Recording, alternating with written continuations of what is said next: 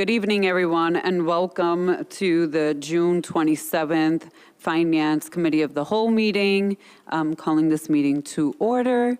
Couple of agenda items. We have no speakers tonight and no comments that were submitted. I do need a motion and a second to review and accept the minutes from the April 25th, 2023. Second. Moved by President Elliott, seconded by Commissioner Simmons. All those in, any questions or comments? Hearing none, all those in favor? Aye. Up tonight for discussions, we have the Facilities Modernization Program Phase 3, where we'll get some updates from the Rochester Joint School Board Commission Board. We also have the Medicaid compliance presentation. We'll review and discuss the financial reports for the May 2023 unaudited financial reports and trend analysis. And then we will look over the financial resolutions draft packet. And with that, I am going to turn it over to former Mayor Tom Richards, who serves in another capacity now with the Rochester Joint Constructions Board. And Chief Schmidt, I believe, is also going to be presenting with him. Welcome. Thank you. Appreciate your making time for us on the agenda here. I'm going to start off here. I'm a lawyer, so I'll deal with the words. If there are any numbers you need the answers to, Mike will handle a number. So we'll be all set. We do have, actually, we're presenting to you now in the packet that should hopefully receive request that you take action on the fact that we're proposing the program manager. And we want to enter into exclusive negotiations with that program manager.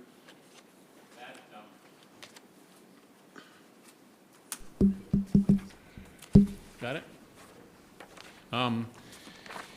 The statute for this particular project requires that the program manager be approved by the board of the project, which has happened, by your board, the Board of Education, by the superintendent, by the city council, and by the mayor.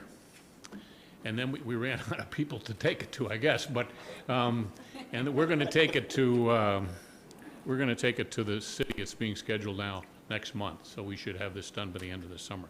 We're at a point now where in order to advance this project, we've got to get this project manager in place and get the process moving through them. You asked me, President Elliott, to give a brief report on where we are with the project. When we were here before, we talked about a couple of steps, and the first step is where we collected a lot of information and where reports are being put together that show the capacity of the district's facilities in total. We do a bunch of test fits on particular schools to see if the program will fit in that school, and then also do some estimates of the renovations it would cost to see if the program itself can fit in the $475 million that are allocated to it. So that process is moving along. We expect to have it ready for review here in the summer or soon. But again, the next step here is to deal with the financing and to deal with the specific construction costs, and that's what we need a project manager for. So in the material that we sent to you, what we've done here is the role of the project manager is outlined there. I've talked to you about it before, so I won't go in it again. But one thing that's particularly unique about this project is the project self-finances itself. By that I mean we actually issue, with state credit and all kinds of approvals, bonds to pay for the $475 million. Usually when you do a construction project, there's an owner, you go to the owner and you submit the bill and you get paid. In this particular case, the board actually raised the money through this process. Now, it's great because it means that the school district and the city collectively get $475 million that they wouldn't be able to borrow on their own. And so it's a huge investment into the community, and it's a wonderful program for us. But it takes some unique skills. And one of those unique skills is needs to be in the possession of the project manager, who can help with the financing. So it's not just the construction, it's the construction that fits into the program that goes to the financing. And that's unique to this project. And one of the reasons probably that we wound up only getting one bid. That wasn't a surprise to us. because of the nature of the project, but that is what happened. What we did is we drafted an RFP. That was a committee within the board that did it. Representatives of both the city and the district, who are members of the board, participated in that process. It was also reviewed by SED and a bunch of other people, so there were a lot of inputs into it before it went out. Everybody signed off on it before it went out. And it's that RFP that people are responding to now and that we're talking about today. It was publicized, it was sent all over the place. There are a lot of construction mechanisms by which you can publicize these things. We got some interest in it, but in the end, only got one solid bid. The good news with respect to the solid bid is we know there are people who can do it. It's the combination of Savin and Gilbane. They did the project the last time, so they have experience with it. They're willing to take on this unique aspect of the project. And we're bidding, and this will be an issue for us when we actually do the work, we're bidding in an environment in which there's a lot of construction going on and people are busy. And so they can pick and choose, which, you know, they might not otherwise do. And so our concern was not just that we might only get one bid, that was kind of something we accepted, but that we wouldn't get one at all in this environment, simply because it was easier to do something else. In any case, after the process, we went through the usual process you do with something like this, answering questions and so forth and so on. Then we had a live interview of the people who submitted the bid, including the people who will actually be assigned to the project. And the board and the people who participated in the interview process and so forth came to the conclusion that they're qualified. That's the good news. We got a qualified good bidder. And they're qualified both with respect to the construction aspects of it and the financing aspects of it that I talked about before. So the committee recommended to the board, and the board approved unanimously, that we enter into exclusive negotiations with the Savin-Gilbane combination. We are bringing it to you. We'll do that once we get approvals as required by the legislation. The last one will be in July. So we would hope to have, that would be the city council, we would hope to have the project manager in place by the 1st of August. And away we go. In the material that we submitted to you, there's a chart that shows what has to happen to get the project finance and through this process. And this is very much a chicken and egg problem. In order to do the bonds that raise the large amount of money, the $475 million, you have to have a significant amount of the analysis, financial analysis done. We have to have the strategic plan done, of which principal contribution comes from the district, and approved by SED, and eventually approved by the comptroller. And we have to have at least one of the school projects in final design, so we know how much it's going to cost. Problem with that is, how do you get all that work done and paid for if only at the end of it do you actually fund? And the answer to that is that when this has happened in the first two phases, is that at the request of the district, the city will enter into issuing some temporary financing. We'll have to do an agreement with the city and you and everyone else, as was done in the past. And then when the permanent financing goes in place, they'll be paid back, as will the district, by the way, for the money that you advanced to get as far as we have. But that has to happen if we're going to be in a position to get this thing approved and get the commitment through the bonding process. The good news will be, of course, by the time we get to that point, we've got this thing pretty well, locked down. And it's a matter of the people who need to approve it. For instance, the controller, they're not going to reject it. They may tell us we need to do something like this or something like that, but eventually you get there. Because the legislation is in place. People want it to happen. It's a wonderful deal for the community. When you think about it, by the time we're finished with all three of these phases, we will have spent over $1 billion in terms of renovating these schools. And, we in the material that we sent to you, the last page of it, there's a issue where you can go online and get a look at the documents that back up what I say. Some of them, as you can imagine, are quite extensive.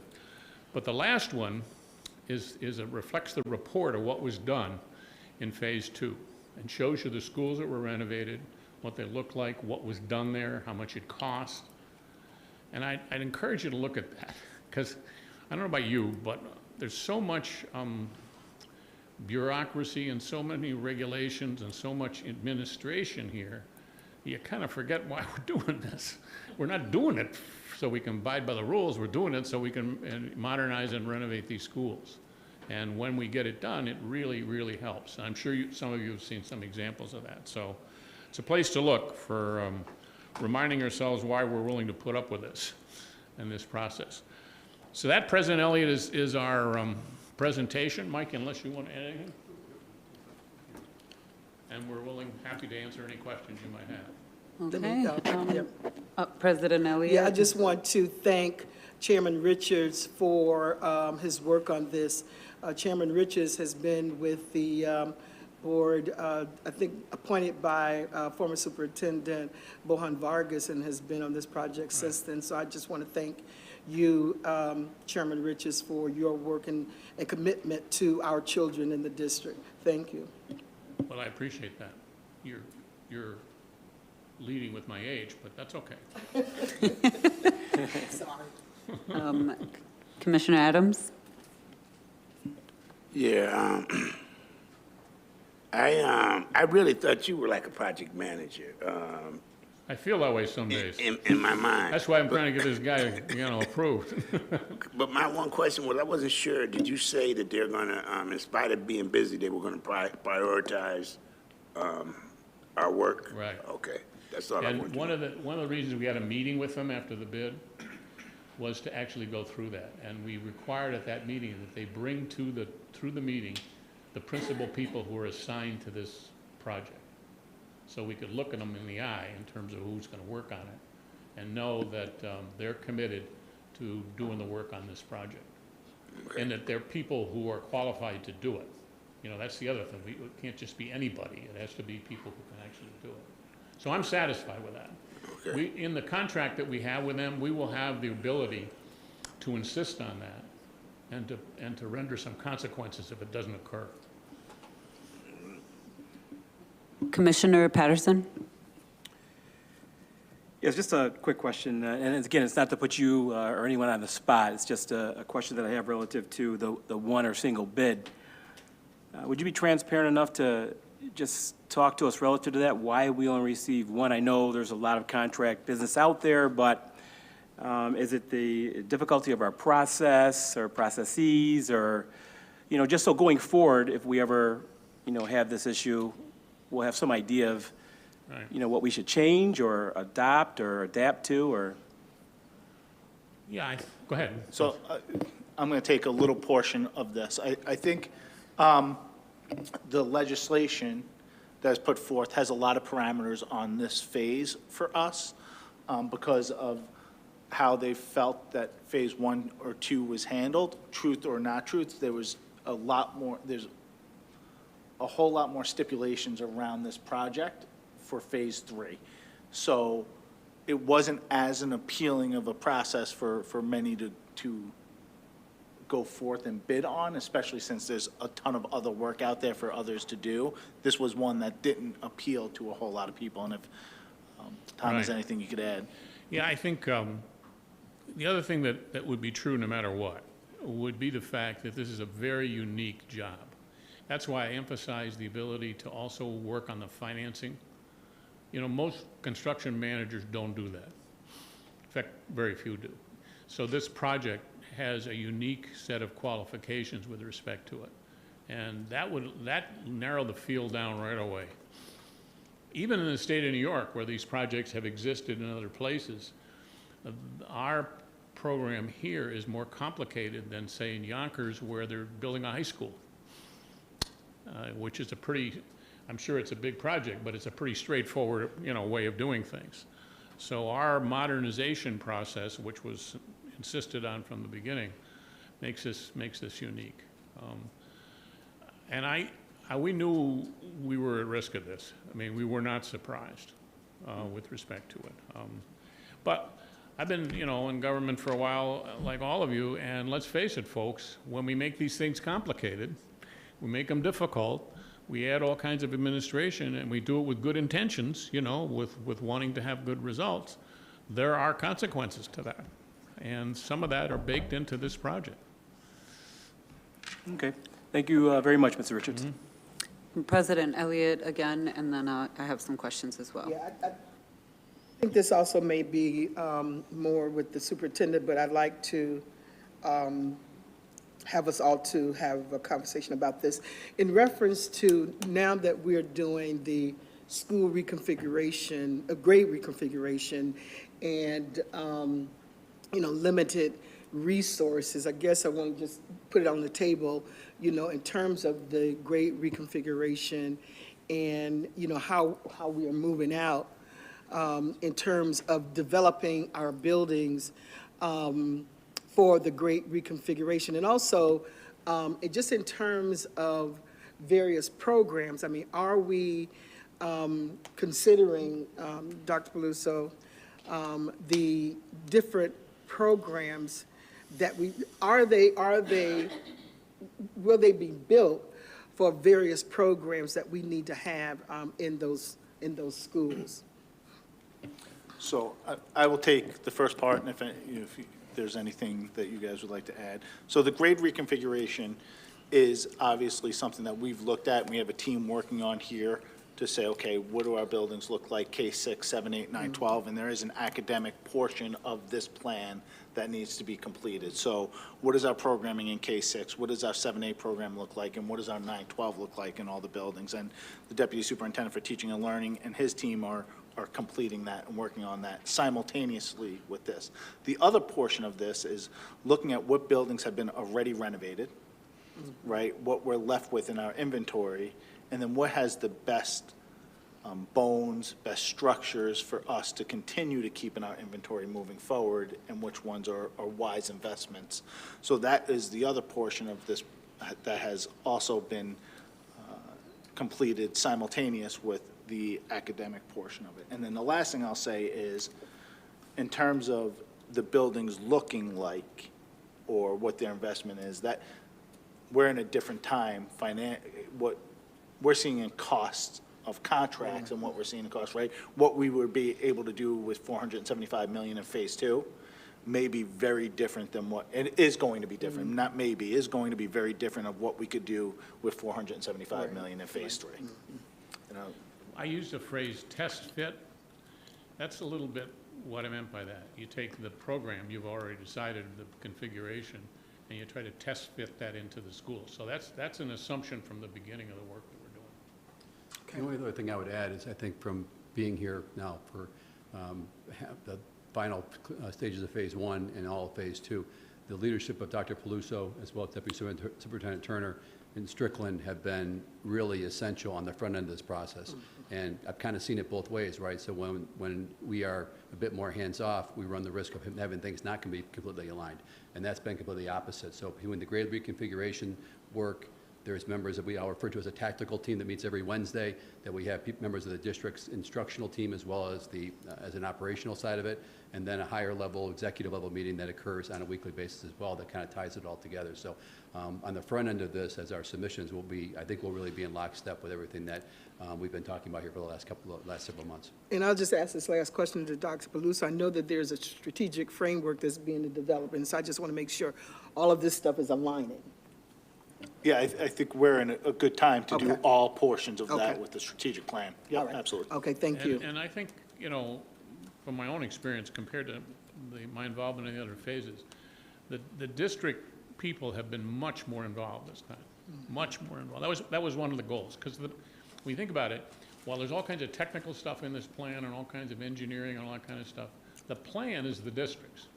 The true plan that drives this, why we're doing it and how we're doing it, is the district. And so their involvement in this thing up until now has been much greater than it was in the past. Thank you, Madam Chairwoman. Thank you. And I just have two, I guess, points and a question. One is on slide 8.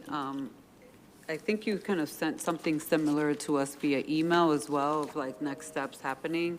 And the state monitor's feedback, which I thought was good, so I just want to uplift it here, is for us to have a timeline with dates, or at least have an idea of even the month that some of these things have occurred in the past or will occur in the future, so that we can kind of follow along.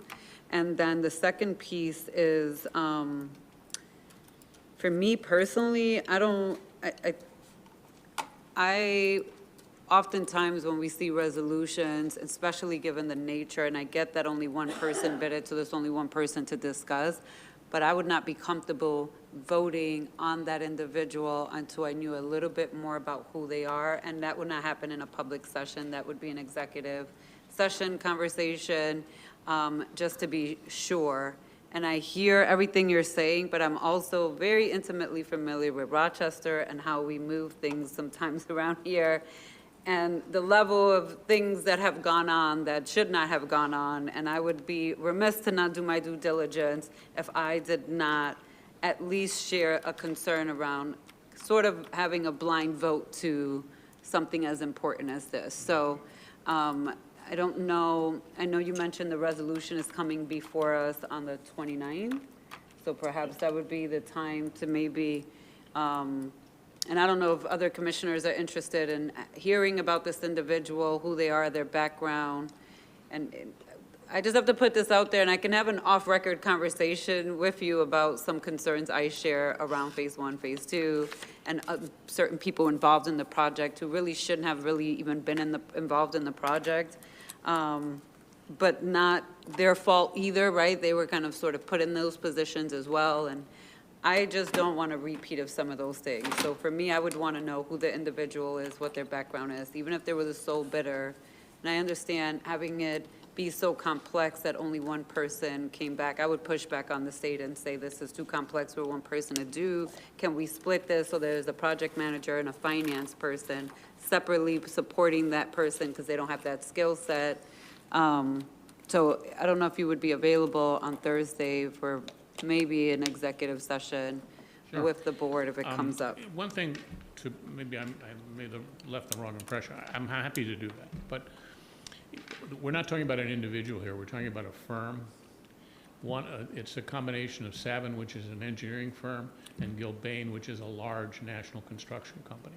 So we're talking about multiple skills when we talk about that. So it isn't one person. Okay. There are several people who will lead this effort, and some of them have complementary skills, of course. But one of the reasons, this couldn't be done by an individual, no question about that. It would have to be done by a firm that's got support, that has experience and backup. We put in that link that we put at the end of the presentation, the proposal that we received from them is in that link. And it's quite extensive, which is why I didn't give it to you. But, Okay. but it's there to look at, and you will see all of their qualifications, including their financial qualifications and all of those kinds of things. But I'm happy to do whatever. Well, thank you for clarifying that portion, that it's not an individual, that it's a firm. But because given some of the sensitivity of perhaps even offending a potential vendor, I do think some of the concerns, I have a red flag on someone you just mentioned based on conversations that we've had with SED. So some of the concerns that they have mentioned, I won't bring them up on public record, but I would like to have a discussion in executive to see how those things have been addressed that they have brought up.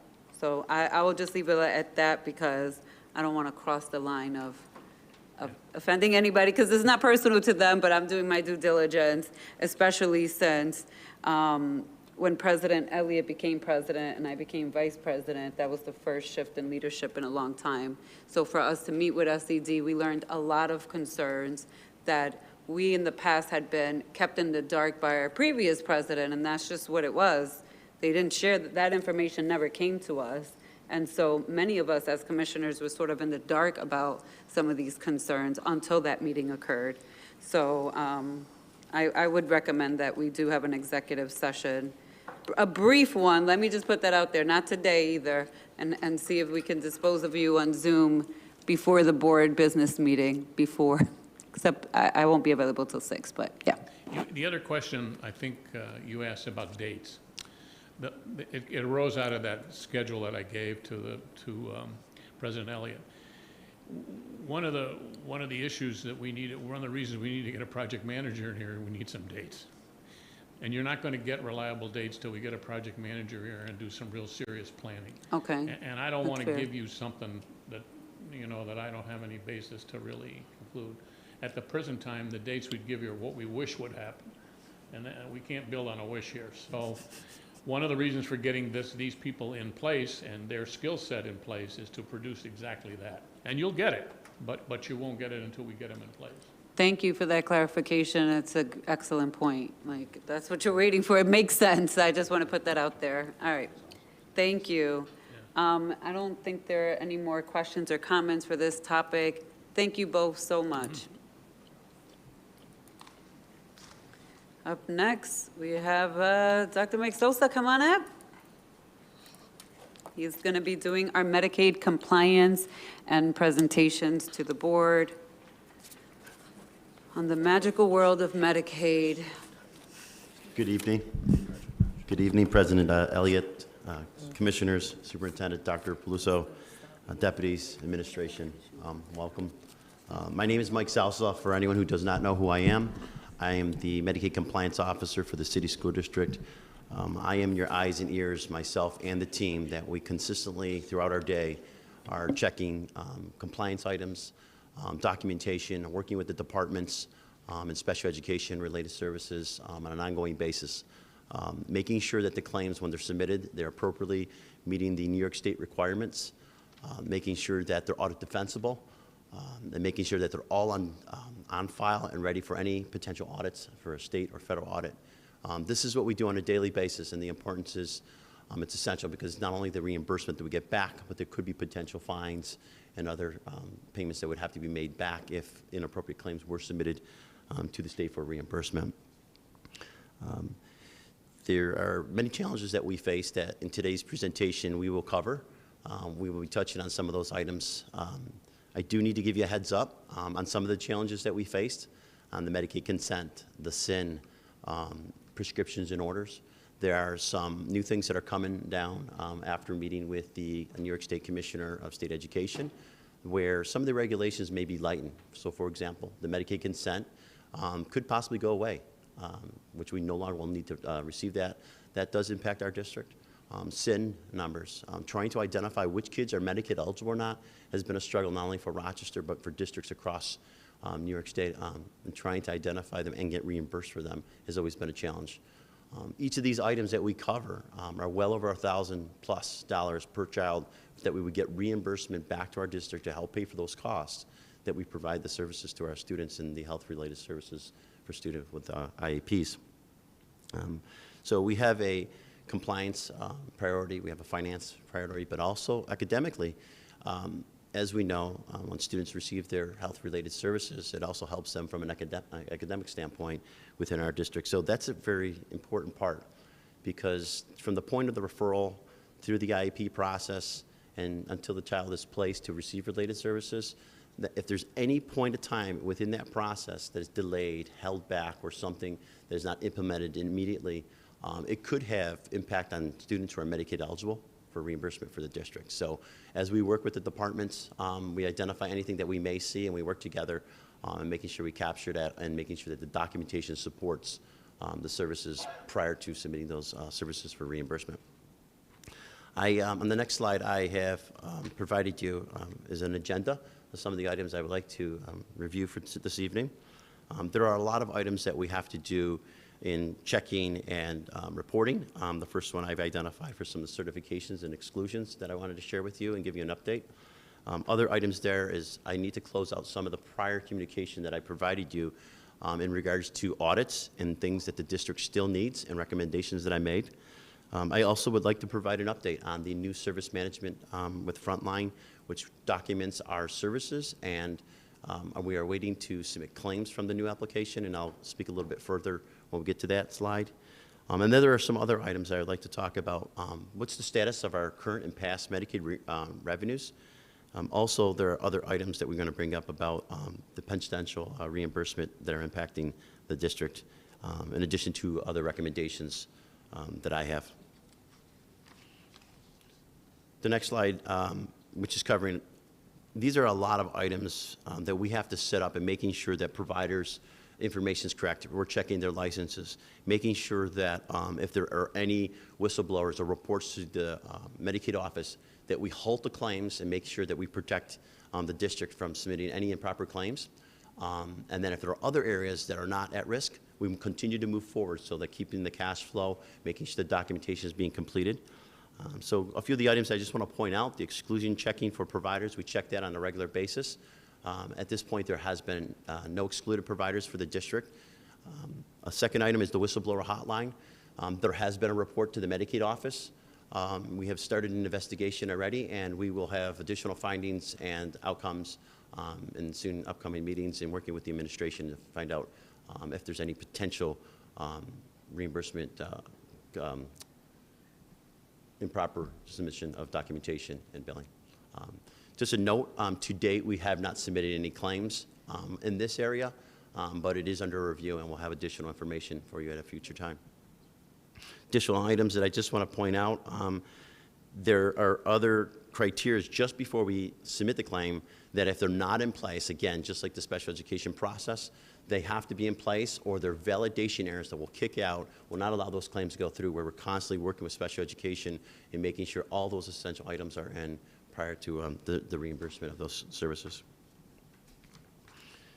The next slide is an update of a prior audit that we did in November of 2022. And it's important that I bring this up to the board today, is because within that finding, it was an isolated case. I've been reporting this on a quarterly basis to the Board of Education and other administration. And the reason why I'm bringing it back up is that the district does not have an electronic mechanism tool to sign for evaluation services. So the tests that are being done are being hand-signed. The finding that we found in October of 2022 was it was an improper signature. It was a stamped signature. This is the same scenario that we had placed about a year and a half ago, where the district lost well over $500,000 where we could not submit claims because they weren't properly signed. The importance of this, bringing this up today, is we've tested a system to use for electronic signature, and it did not meet the needs of the providers. So we are back to the table looking for something that will meet that need. My recommendation to the Board of Education and the administration is to use the current application that we use for service orders that we have in place. That will take some resources in making sure the design of each evaluation is set up appropriately. As we know, some evaluations may be various pages, and there's other criteria for electronic signatures. So we need that. That would be my recommendation for the time being until we can find something that's a little bit more reasonable in cost. But there is a cost in the current system that we have to have that designed.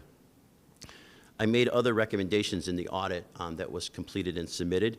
In addition to implementing the electronic signature tool, there were some findings that we found other than the invalid signature. So the invalid signature was in the case of one provider, 2 documents. We worked with that. We communicated. Communication went out from the special education department from Desiree Richmond, and communicating what the essentials of signing documents, submission of documents. But what we did find within the document storage for the evaluation location in IEP Direct, we found where documents were potentially missing in some cases or not signed appropriately. They were just left blank and when they were uploaded. So those are areas that are at risk if we continue to just submit claims for the evaluations. This tool would eliminate all those items. It would store the evaluation, it would have an electronic signature for the evaluation, and then it would be automatically submitted to the Medicaid office with copies to the appropriate special education department that are related to the evaluation itself. Prior to moving forward, any claims for 22-23, Medicaid will perform another audit. We will pull a large sample, and we'll review all the evaluations and making sure all the items meet the requirements, the signatures, all the essential items, making sure that they're stored online in the document repository where they're uploaded to from the Office of Special Education. On my next slide, I would like to provide you an update in regards to the new service management application that is being used by special education and Medicaid. The last time we met, we talked about some of the great features for this application.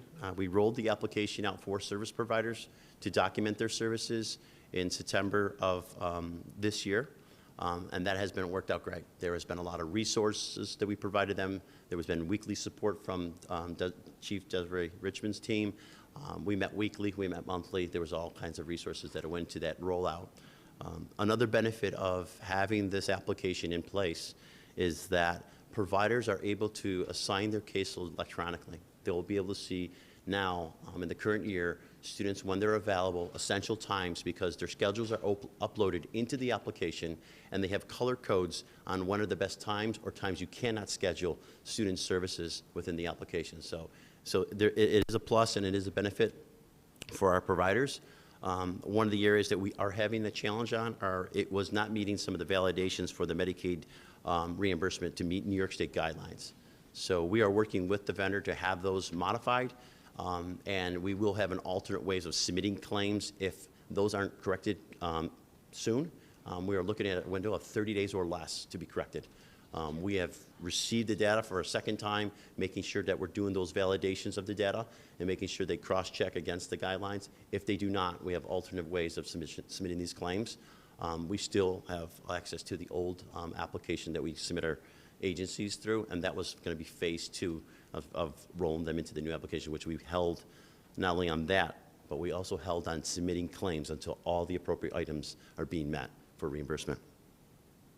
And the last item is we had extensive training that Desiree Richmond had helped us, having the vendor come out and train, having a 2-day training for our administration staff. It was very important to understand what reports we need and making sure that the information is user-friendly, but also has everything that we need. So it can not only be ran from the Medicaid office, but also can be run independently by any administrator from each of the departments, and allowing it to be user-friendly and making sure it can withstand the amount of services that we need to be reported at a one time as we click the buttons. So there are various things we found and identified that they will be customized and making sure that we have in place for our administration so they can run their necessary reports, and then the checks will be completed not only by the Medicaid office, but cross-checked by other related service departments. On the next slide, I wanted to make sure I bring to your attention the Medicaid reimbursement from last year and this year. Again, this is the district share amount. The current school year has been held. So what you see there for $826,667, that is only agency amounts from our agencies, and that is not RCSD. And again, this is 50% share. So the amount that you see there will be double. So that'll be, the 1.5 for the current year, and the past year was 3.1, and that's the 50% share that we received for that. Our claims are 15-month windows, so we still can submit claims from April of 2022, which was prior school year. So if we got, say, for example, Medicaid consent form that our parent had signed, we could release that information to support those claims that were pending based on a Medicaid consent form. There are other things that could come through also, but that's pretty much, it's a Medicaid consent form and identifying if a student's Medicaid eligible. If those two things came in, claims from the prior year will actually still come in the current school year, but we are communicating on a regular basis with the vendors and telling them how important that this validation for the New York State requirements has to be corrected immediately. And if not, we have alternative ways of submitting claims through the old application until they can correct those validation errors. On the next slide, I've identified items that are also impacting our revenue, which some of them I have mentioned. The first one, I wanted to give you an update. The last time we reported from the Medicaid office, there were 4 school years that we were not paid by the New York State for the Medicaid cost report. The Medicaid cost report is essential for school districts to submit their costs, and potentially, if we're not getting enough reimbursement, some of those costs are offset by a formula that's computed, and additional revenues will come to our district. So we did receive 2 of the 4 school years that were pending. We are still pending for 2 years, which is the 17-18 and 2021 school year that is pending. And we had discussions with the Big 5 school districts, and Commissioner Rosa from the State Education Department was on the call with us.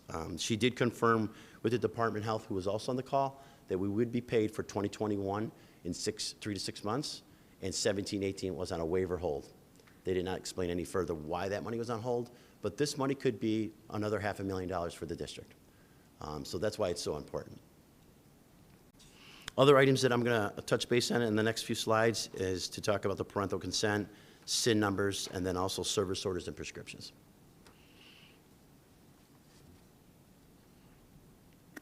For Medicaid consent for Q4, I just want to point out our required consent has gone up.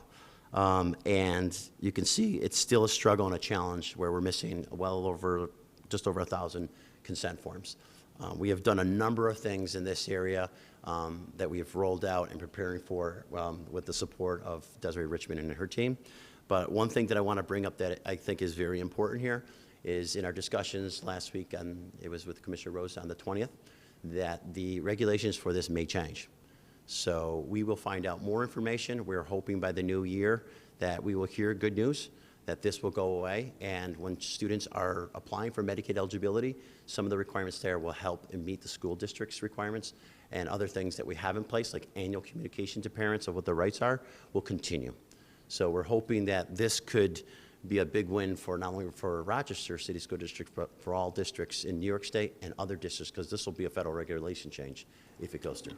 I just want to point out, for those who may be listening or listening later on, that it does not mean that parents won't still have to consent. But currently, right now, if you apply for social services and you're applying for all services, which is cash, SNAP, Medicaid, at the Department of Human Services, you sign a master waiver with lots of other agencies that are listed, and that's how you collect the consent up front. So I would imagine that they would just be adding something about sharing with school districts as a sentence or two, because that's how they're listed on the master application. Because it almost sounds like we're going to go away. The state is not going away with parental consent. But when you do apply for those programs, there's a master waiver already attached to the application. I just want to put that out there. Thank you, Commissioner LeBron. Thank you. That is correct. The language will be modified in the current application for communication when they're signing their Medicaid application. And then also there will be other items that the district, when we work with parents and consent for services, that will be in place. And then in addition to our traditional annual communication to parents of what their rights are and that they can remove and revoke consent at any time. So that goes out on an annual basis to all our parents. But thank you for that additional information. That's very helpful. We did start a new process currently in our district, working with special education. We've changed our process and are making the primary way of submitting consent electronically, so parents can sign electronically. But we've also started a few other things. We have done home visits. There's been several hundreds of home visits. We've done over 300 home visits. Again, small numbers, but we got 100 consent letters in the last 4 weeks. That could add up. Each student could add up well over $1,000. And it's not only for the current school year, but it's also for the years after that they receive related services. So every little bit helps. Other areas that we want to make sure that we are enforcing, parent engagement. We want to make sure our schools, our principals, when they return back to our for school in the upcoming year or over the summer, working with each principal, communicating what is missing for them. All the information is on PowerSchool, so that each school has access to what is missing, and it's uploaded on a nightly basis, so they know what the status is at their school on what is missing for students that still need to sign parental consent. The next slide I'd like to go to is SIN numbers, and this is your client identification number. These are the numbers that we need to identify that helps us know that the students are Medicaid eligible. We can't even do this until we get the Medicaid consent form. Once we get the Medicaid consent form, then when we upload demographic information with our system, it matches to the state's Medicaid database. There are a lot of challenges that not only Rochester, but folks face all over New York State in trying to match students' information. And on the chart that I'm providing you here, although it seems like we are making some good progress, although the students have gone up, in this case, you know, I think it was 18%, we got almost 800 students. Our numbers start going down, but I think the most important part here that I want to share with you tonight is, in addition to the parental consent, there was an exercise that was completed with one of our large school districts and our Department of Health. There was well over 210,000 SIN numbers that were missing for one school district in New York State, and 175 were matched.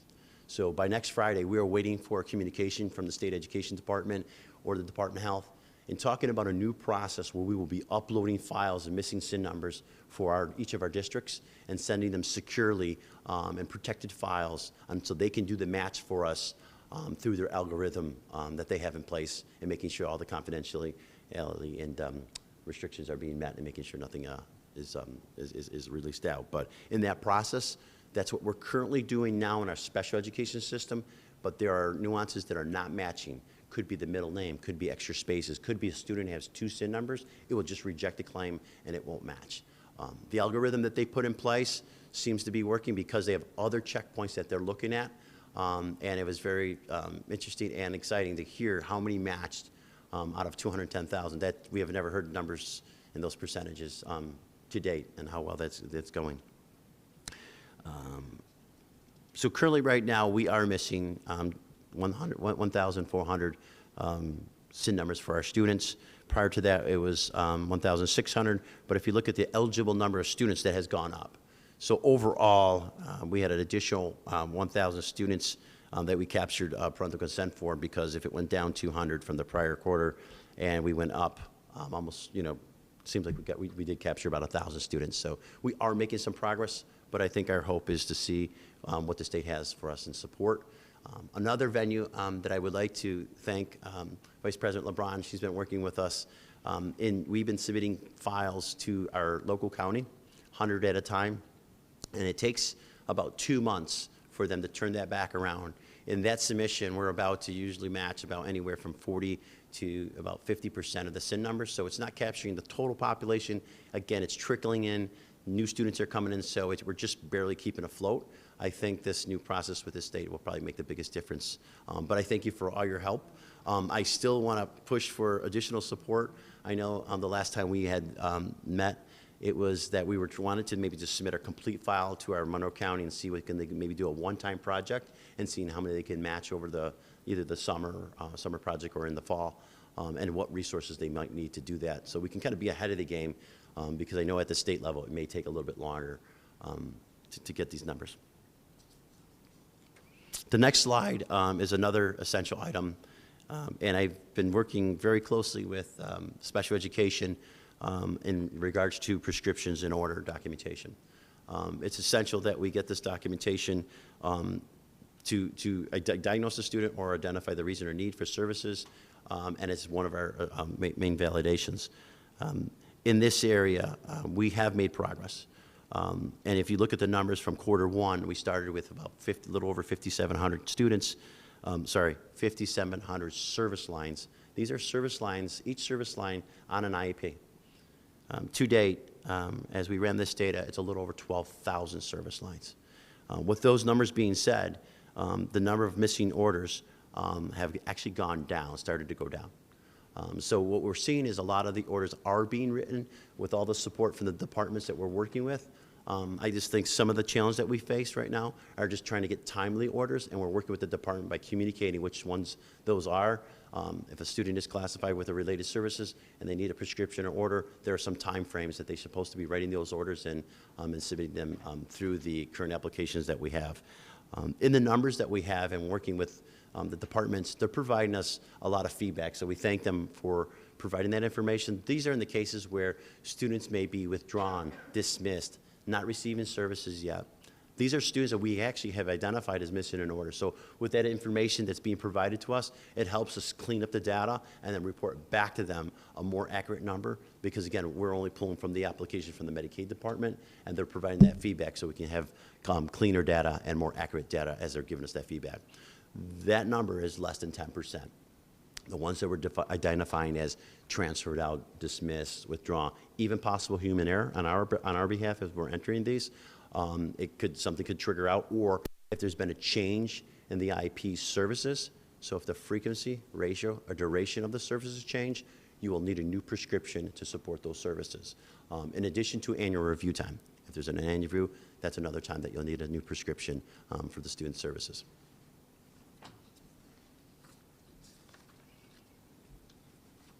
On the last slide, there's some Medicaid items and recommendations that I just wanted to mention tonight. Under the agency documentation, there are two areas. The first area is the psychological counseling that we provide at agencies. I have mentioned this, I believe, in my last year's report, and we do not bill for psychological counseling at some of the agencies that we are contracted with. In my recommendations are a large amount of services that we do provide, and there could be potential reimbursement for those services also for the school district.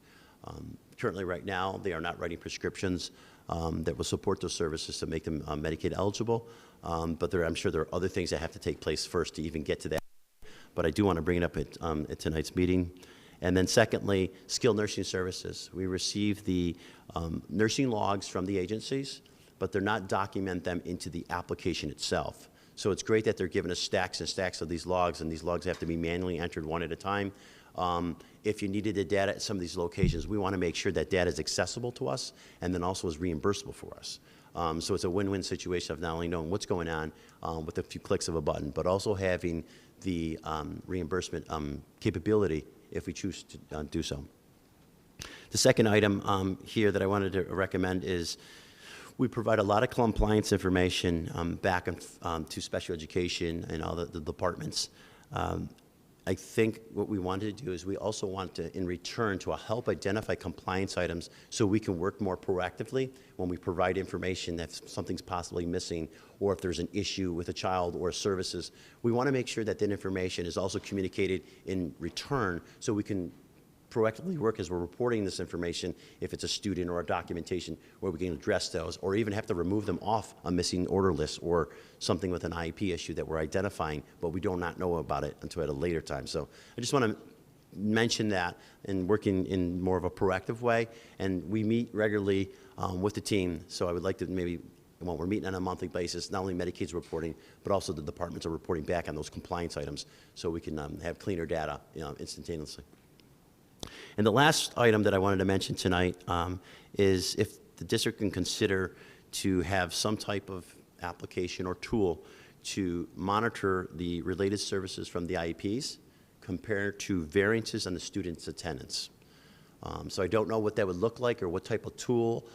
Definitely Medicaid would be involved if the related services are being provided that we potentially get reimbursed for. But I would like that some type of tool or some type of review that's being done on an ongoing basis of the student's attendance compared to related service attendances. And if we see variances in those two numbers, they need to be addressed immediately and look into where are the gaps or where are the problems, or is there potential fraudulent information being submitted for Medicaid reimbursement. That is my last item for tonight. I would like to open for any questions. To open up the floor. Thank you, Mike. Thank you so Excellent presentation, by the way. I see Commissioner Malloy sticking her pinky finger up first, so I'm gonna call on her, and then Commissioner Adams, and then Commissioner Simmons, and then we'll go this way. Okay. Thank you. Thank you for your presentation. One question, and forgive my ignorance on this. The Oracle upgrade that we're seeing in the district, does that impact your department? The Oracle upgrade is out of the scope of Medicaid. In Okay. communication with, in the finance office, in the IM&T office, the Medicaid unit is standalone. But there are some items that have potential impact on us. This is in discussion about scanning our documents. Our current applications that we use now may potentially go away. This is the storing, submitting of documentation. And one of those applications that we currently use that I am associating to is the AssureSign application. So there are talks that potentially the new Oracle system may replace that. I did share with Glenn Vanwater the importance of making sure that it is planned out accordingly, because we have over 25,000 prescriptions and other Medicaid supporting documentation in that current application, and it works currently. A lot of the questions that I'm asking currently about the Oracle, what can it do, when is it going to be implemented, there are still some open questions that we need to answer, so I can report back and say, I feel comfortable that the document will be secure and retrievable, years later when audits may come to our district. Okay, thank you so much. I just wanted to clarify simply because, we've made this huge investment and wanted to see if it impacted your department in any way. So thank you. Thank you, Mr. Malloy.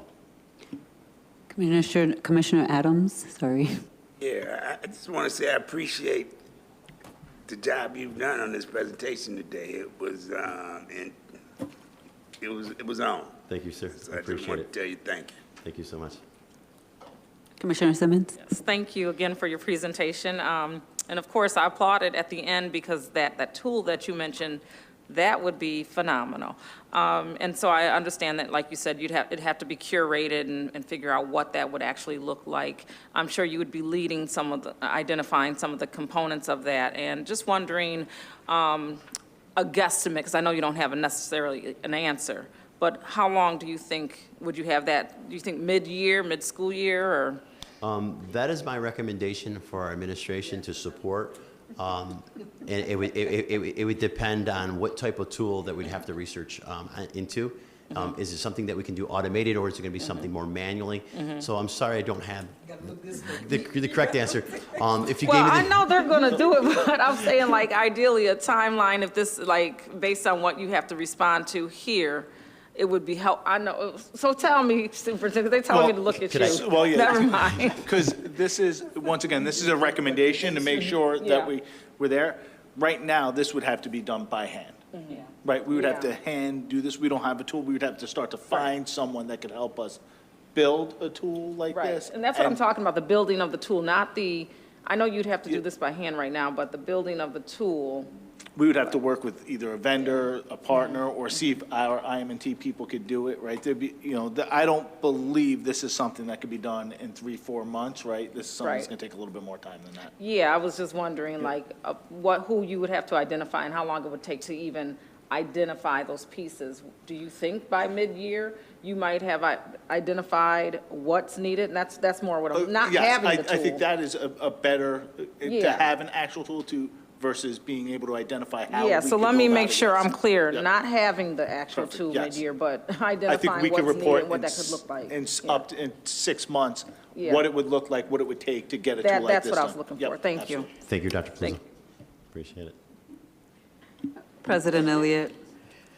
Thank you, Vice President LeBron. So I'm going to take this way back because I think I'm sort of getting an understanding, more of an understanding around Medicaid compliant, but there's some basic questions that I want to make sure that I'm asking and understanding. So first off, your role is to oversee compliant-wise the Office of Special Education.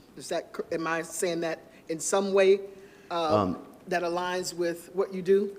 Some of the items that we work with, that for students who are Medicaid eligible, there are essential documents and items and procedures that could be an oversight of those students in the process they follow for the documentation. So it's a true fact that if they're Medicaid-related students, documentation that's related for Medicaid or something that's impacting Medicaid, we do get involved in working with the departments and reporting back that we're seeing something that looks out of compliance or inappropriate.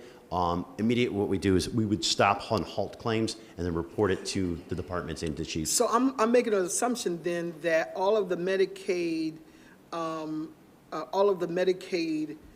claims are not only for special education. Are there other departments that also have Medicaid, can have Medicaid claims? Yeah, so the areas that we primarily are submitting claims for is psychological counseling, OT, PT, speech, Okay. skilled nursing service, special transportation Okay. that we're submitting for, and the evaluations of those services. So we do work with Deputy Superintendent Mrs. Strickland. Tuner and DeMario, and then also with Desiree Richmond. And if when we identify anything that is a problem or out of compliance, we have brought that to their attention Gotcha. and addressed it. Especially just like this recent audit that we had in October that was immediately addressed. Claims were halted, communication was done, met with the deputy superintendents, and that was addressed and a report was written, submitted to the administration. So there are times when the students are Medicaid-related documentation that we do get involved in, and making sure on the claiming side that it's halted, but then also making a recommendation to the department that there's things that we're seeing that may just not be following certain Part 200 regulations, or something may just be delayed for a good reason. Okay, so you mentioned that we did not have signatures on one provider, but 2 documents. But you'd also mentioned close to that, about $500,000 that we've lost in revenue. That wasn't based on those 2 documents, were they? No. And what does that $500,000 Yeah. consist of? Okay. Thank you, President Elliott. In our prior report that we had, we identified several situations where documentations were not being signed appropriately. They were invalid signatures. They were stamps of a signature that was placed on a document, which is inappropriate and not okay for Medicaid documentation. In that report, there was approximately, I want to say, it was just about 600,000, if I go back and refer to my report that I reported to you. And those claims, the majority of those claims were not submitted for reimbursement. Out of that population, there was about 175, just under 200,000 that did make it through, that we voided those claims out. And then the remainder of the population was never submitted because when we started seeing something look wrong, we halted, we performed our audits, and then we worked with the state in communication, and then we voided those claims back. That was the amount that you're referring to that was over the Okay. $500,000. The audit that we dealt with was a one case, isolated case, one provider signed 2 documents with a stamped signature after the communication has gone out several times, and this has gone out on opening day and throughout the year, where we have identified it and we halted her claims. We addressed it with training and communication, not only to that particular provider, and it came from the Office of Special Education, but they also communicated to all providers, reminding everyone the essentials of you must have the following things in place. For example, the prescriptions and orders, we now have an electronic signature item in place, which is the Assure Sign application. They have a link, they complete the orders, they electronically sign them, they submit them. What I'm recommending today is if we can find an electronic tool to sign the documents, like the evaluations, and implement some other documents that we hand ink sign, this would protect our district to have those claims audit defensible for that one compliance item, making sure they're submitted in a timely fashion, making sure they're signed appropriately electronically, that they meet all the rules and regulations of electronic signature tools. And it's not me just taking a picture, saving my signature and placing it on medical Right, records. right. That's not appropriate or meets the Medicaid requirements. So the potential revenue, you had spoken about that there were 4 years that we had not gotten reimbursed, but then we did get reimbursed for 2 of those years, and we've got 2 pending. How much money are we talking about?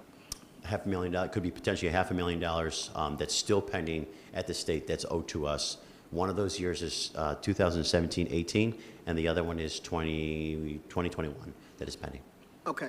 And so how much money can we potentially generate through our Medicaid program? The exact number of amount of money is hard to put your finger on it. In discussions with Dr. Poulos in a prior meeting and other administrative staff, there is well about $750,000, I can comfortably say today, in just some of the items I had talked to you about that would definitely bring in $750,000. Again, when I say that, some of those monies are our share, so it would be double that of the amount that we would generate. In areas of getting parental consent, identifying the SIN numbers. Each student could be easily reimbursable well over $1,000 for each student. So it adds up very quickly when you have that population and you're collecting information that's missing currently and not completed, or if it's not completed in a timely fashion, especially for prescriptions and orders, it's like a doctor prescription, it's only valid from the day that you sign that prescription forward. So there could be a scenario where you're missing a short window of time where the order may have not been written on time. And that's what we're seeing now, where the orders are coming in, but they're maybe not coming in a timely fashion or quick enough. They should be coming in a very short window, 48 hours or maybe 3 days after the students finalized, had their IP. Services are in place. They see the student, they review the records, and then they can diagnose or write the reason or need for services on those prescriptions. So there are areas definitely that there is additional revenue.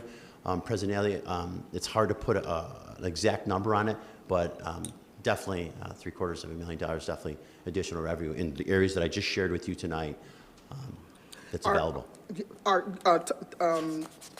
Getting to the SIN number, is that number requested every year? Or if a student remains, classified as a SPED student, is that signature sufficient?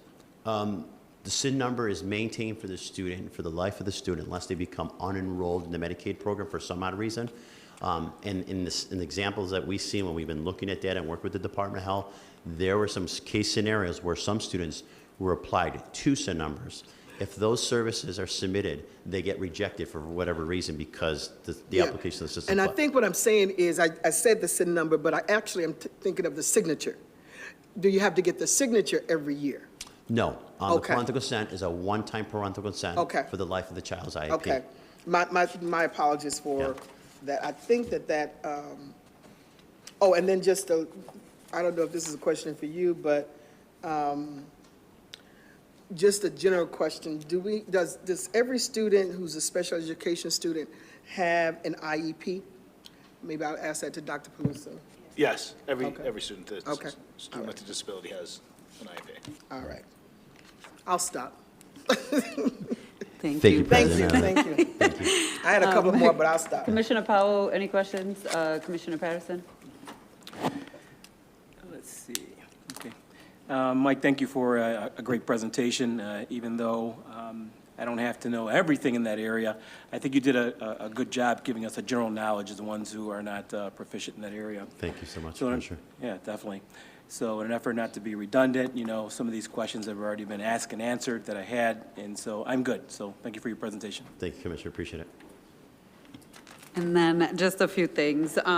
One, I do want to just point out when we're talking about the numbers that during COVID, lots of families, certainly every family in this district became eligible for the pandemic EBT. I thought about this primarily because when we were mailed EBT cards, we were assigned SIN numbers attached to our children's name.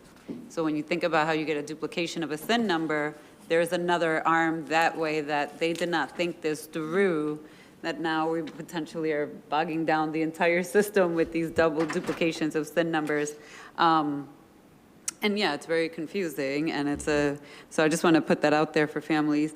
Also, I have a question around any thoughts or conversations around the changes in the marketplace and the auto renewal of families with insurance. So are you familiar that when the marketplace first opened, it used to be an automatic renewal? They would just pull your information from the IRS and match it and say, yep, it's still the same. And now they're stopping that. I think it has to do with FedNow launching July 1st, but they're stopping that, and now everybody has to manually re-enter their information to renew their insurance. And lots of families I know here locally go through the marketplace, even if it's to get Medicaid, because you don't go down to DHS to get Medicaid if all you're applying for is Medicaid for your family, especially if you're working and you're eligible, you have to go through the marketplace.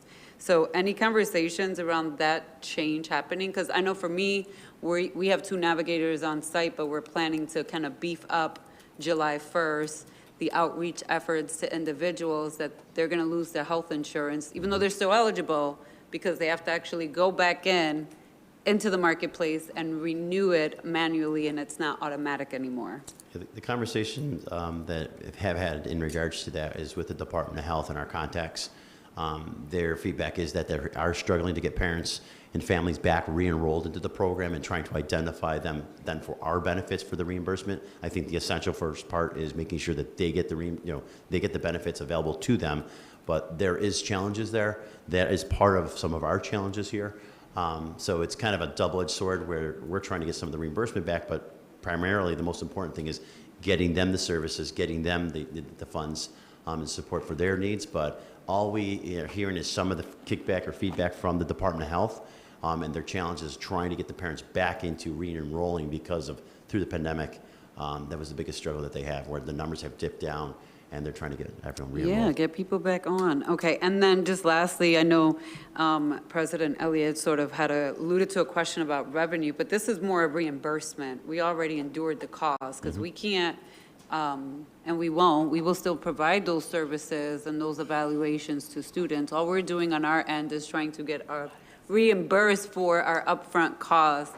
So I don't like to use the word revenue, more so as reimbursement to expenditures we already had. Yep. And I just wanted to clarify that for folks listening. Thank That's you, all. Commissioner. And thank you so much. Thank you so much. Thank you for everyone for your time. I appreciate it. Thank you. Up next, our Chief of Finance. Come on up. Thank you very much. I'm going to turn it right over to you, Sean. Okay. Let's see here. Mike's taller than I am.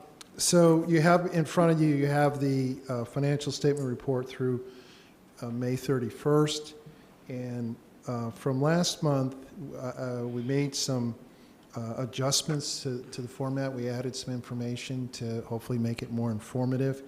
And the first item is cash balances, item A. And you can see we added some columns. So we have current year. So as of May 31st, we had $272 million in cash. You can see where we were prior year, so the same period last year, and then you can see the variance. So we're up $95 million over last year, which is substantial. If you go down to item C on page 1, you'll see we add some adjustments to revenue. We continue to do very well on interest earnings on the investment in the New Year class. The investments of the district are handled through the city. When you have $272 million in cash, most of which is invested, and the interest rates are higher, we're doing quite well there.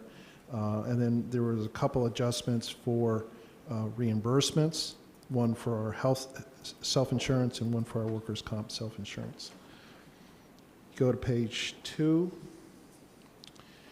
and you go down to where we're projecting revenues. We made some adjustments here as well.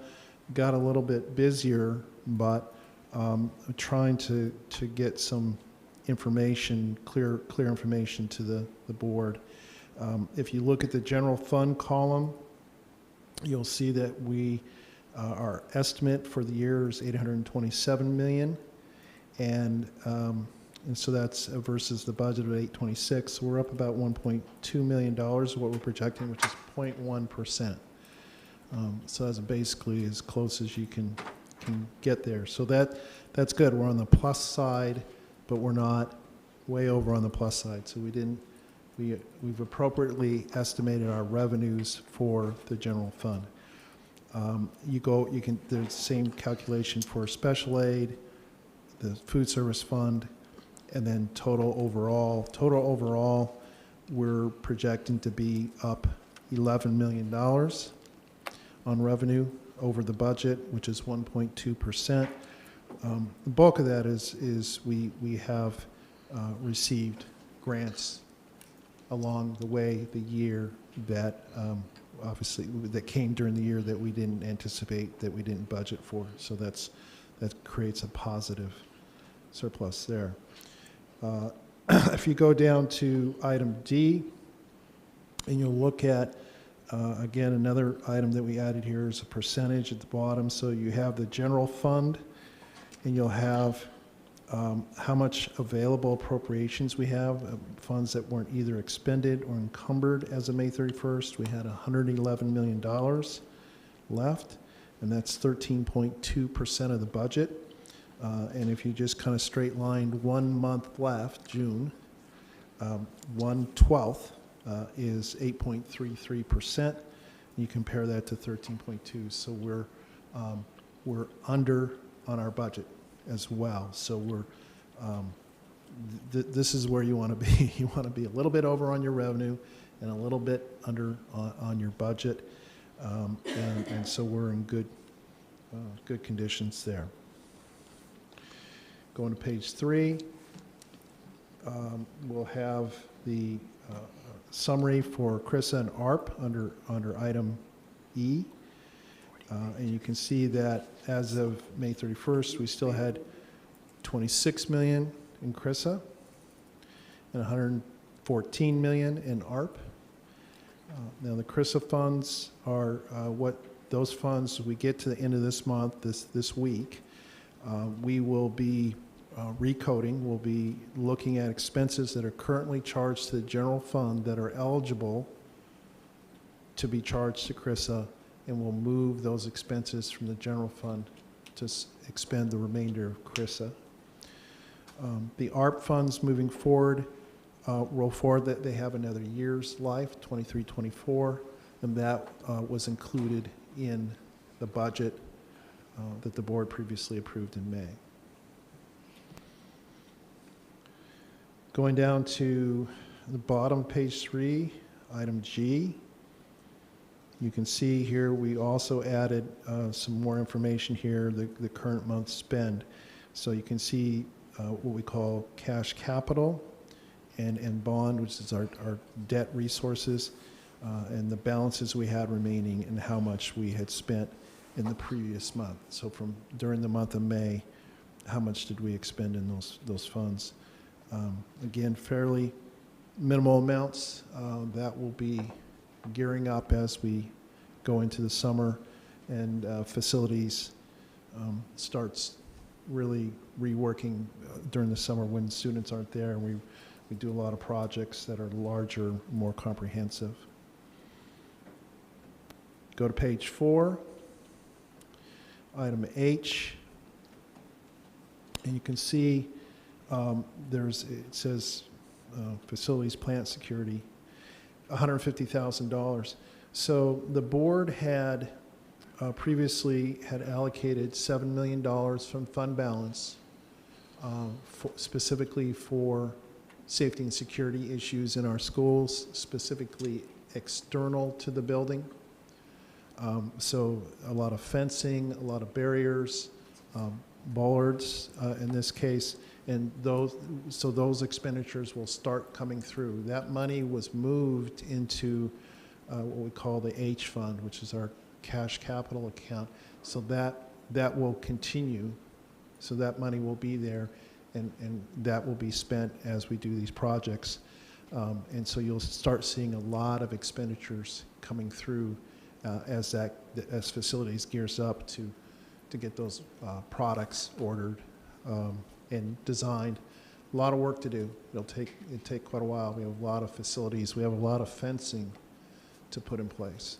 But this is the start of it. So you'll see that each month coming forward.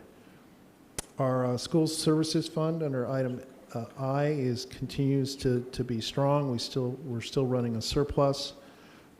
As of April 30th, it runs a month behind the report. We had about $1.6 million operating surplus. So we had a good year. Now, there's a lot of closeout here in May and June as we close out all the billings to the federal government and all the bills for all the expenses of the program. But it's been a successful year there. We're adding item J, charter school enrollment. So for your information, this is to give you an idea of kind of what is happening with charter schools. And with the schedule that we've provided, which is the last page in the packet, you'll see we pay 6 times a year,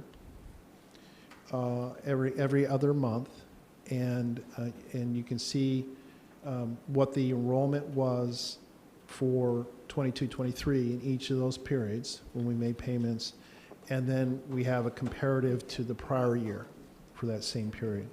So you can see the increases that occurred year over year, starting with 332 last summer, and then September 1, which is right before the start of school, and then November 1st, which is the first 2-month period where we have the full period 579 increase, which is a substantial number. And you can see down below there, you can see the dollar amounts related to that. There's good news to this, that our projected expense is about $104 million, and we budgeted about $107. So we're approximately $3 million under budget.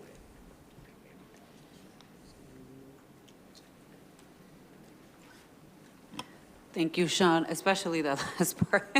You said 3 million under budget, right? Yeah. Okay. Yeah. Good to know. We still spent $106 or $103 Oh, million, yeah, we're still spending a but big yeah. chunk of money, Yeah, but it's good I'll that take every dollar I counts. want my money. But I'm going to open up the floor, and I'm going to start from the right to the left this time. Commissioner Patterson? Again, thank you for your presentation. Appreciate it. Thank you. Thank you. Commissioner Powell, do you have any questions? I do have an observation. One of the things that, Sean, that you said about having considerable cash holdings that we need to take into account is that the city takes the best interest rate bearing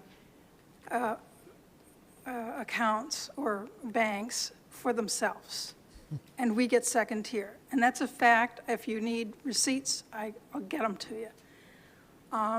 But as you may know, because the reason that dynamic exists is, as you know, after the California banks were stressed, we should have all learned that the FDIC has limits over how much they insure per account and per bank.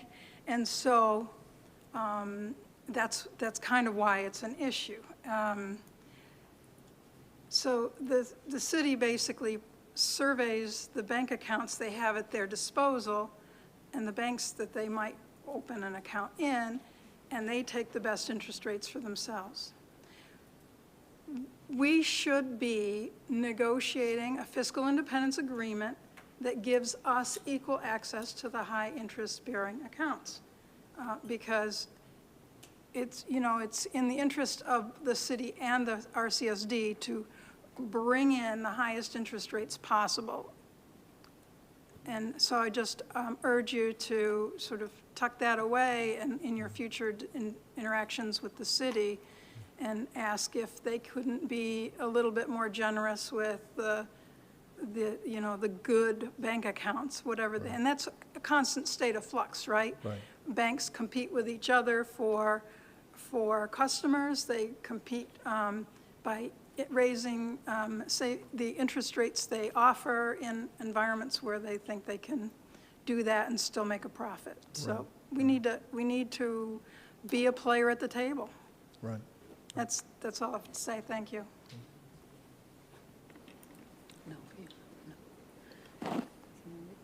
Okay, there are no more questions at this time. Sean, I just want to thank you for all of your hard work because finance is not easy in this district. And you've stuck it out with us, and I just have to say thank you. Thank you. With that, can I get a motion to move forward the named financial reports, which are the May 2023 unaudited finance report and the trend analysis? Moved by President Elliott, seconded by Commissioner Simmons. And I just want to clarify that we're just kind of moving it out of the committee to then vote on it on June 29th. Any questions or comments? Hearing none, all those in favor? Aye. Aye. We do have the resolution packet for review. One, we're reviewing, as a reminder, 4 weeks in advance, so you all have time to review these, and we do like to put them on here also to remind folks that they're 4 weeks in advance, so there may be changes as we move forward, but I'm not going to go into it tonight because I am going to wrap this meeting up. And if you have any questions, please log them in the board question log for finance. And we'll have multiple opportunities before we actually vote on them to ask questions and get answers from the administration. So with that, can I get a motion? So moved. Motion's by Commissioner Malloy, seconded by Commissioner Adams to adjourn this meeting and close. Executive session. I do have one question. Sorry. No, it's okay. The I don't know what that is. annual finance master calendar is It's locked. I have It's no locked. idea what that is. Is there even anything in there? I don't think so. I think staff Is it- put that is it on there. Maybe a placeholder? I think it's a placeholder, Okay. and also our staff person that's typically here supporting us, which is our board clerk, is not here to answer that, but I did not put it on the agenda, and I don't know what that item Thank you. is. That's Yeah. fine. We have an executive session? We do. Why? To discuss the appointment of a specific individual or to discuss matters of concern with the, okay. So I can't adjourn the meeting, so I'm gonna take those motions back, but I will make a motion for executive session. I will not be staying for the executive session, and I just want to put that out there. But Can I get a motion? So I guess I have to say the language. You have the language for an executive session? Matters leading to the appointment of a specific individual or to discuss litigation matters with the general counsel. So moved. Can I get a second? Moved by Commissioner Malloy, seconded by Commissioner Simmons. All those in favor? Aye. And I'm going to assume that we're going to adjourn from downstairs, because unless we have to come up to vote on something. We don't. So we don't. Have a good night, everyone. Thank you.